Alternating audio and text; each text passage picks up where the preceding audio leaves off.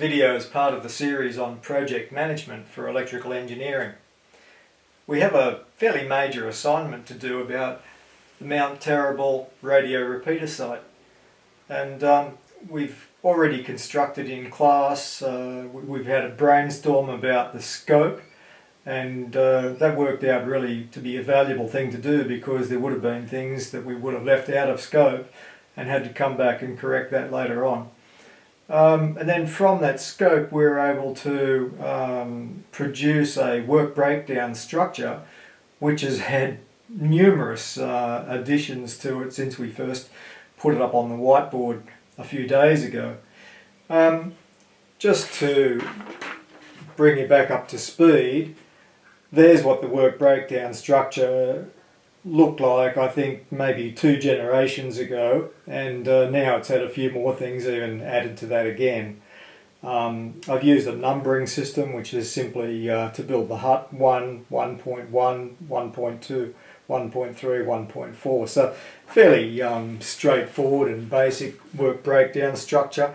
But the work really starts after you've done that. You know, you get to that point and you think, great, we've got a work breakdown structure, but we haven't got any precedences and we haven't got any durations on that work breakdown structure. So I like to do a work breakdown structure part 2, whereby I can cut and paste all of those activities and tasks and put them into a table format. And you can see here now I've got a duration and I've got a precedence, and I've been able to work my way down through that list just on page 1 there, and have an idea about what has to go where in this jigsaw puzzle. In fact, before I can do that WBS part 2, it really came down to using the good old trusty whiteboard. And we knew that we started off with the RFS contract. The RFS has contracted our company to do the project management for this radio communications site up on Mount Terrible. So there's no precedence before that. That's the very first thing that we have to work with. And then of course, you know, it's so vital to understand that you need to go through that contract thoroughly before you can do your scope. So the scoping that we did with the brainstorm was based on the contents of the RFS contract.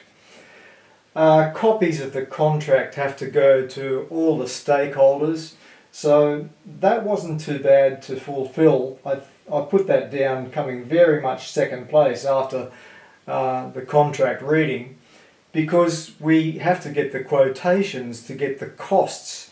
You see, there's costs that are specified in the contract that we can't really go over and above. So we could soldier on and we could give best guesstimates of prices for the various parts of this project, but that's not going to get us too far, because we're probably going to get blowouts. We could be way over or way under cost. So in a very early stage here, what I was able to do was simply look at the key things that we're going to transfer the responsibility to another party, that is a contractor, to come in and do. And that is to build the radio hut, to build the radio tower on site, to sort out the radio licensing with the Department of Spectrum Management, the electrical run that has to come from across the top of the mountain from the who owns that? The New South Wales State Railway. We have to get the electrical deed of agreement drawn up for that. We have the solar backup system into the hut. We have planning, which is what we're doing now. There's always got to be planning take place. So that's quite a big chunk of the whole activity actually. The planning so far, we've put a couple of days of work into it already. And of course the lease, we can't go too far without doing the lease for the site with New South Wales. Actually, New South Wales Railways was the lease, and it was New South Wales Police Service that were the people we're getting the power from. So I put all of these things that we're going to be contracting out immediately after the reading of the contract, because I need to get the prices. I need to get the prices in and get the cost estimates sorted out. And I put a little box here with an OK in it, because if it's not OK, if the prices have soared well and truly above what the RFS is prepared to pay, well, we can't go any further with the project. We just have to go back in a report to them and say, I'm sorry, it can't be done for the price that you want to do it for, because you know, the electrical or something like that has blown out with the pricing. So providing we are okay, we can soldier on and do the costs and the schedules, and that's again where the rest of this diagram takes us to. You know, we've got the environmental impact study that we have to do on the site. We can't really do any of these things until we've got the lease, because if the New South Wales State Railways won't give us the lease, well, again, we're not okay. We can't really go any further. But we've already spoken to them, RFS has spoken with them, and they seem happy to give us a lease.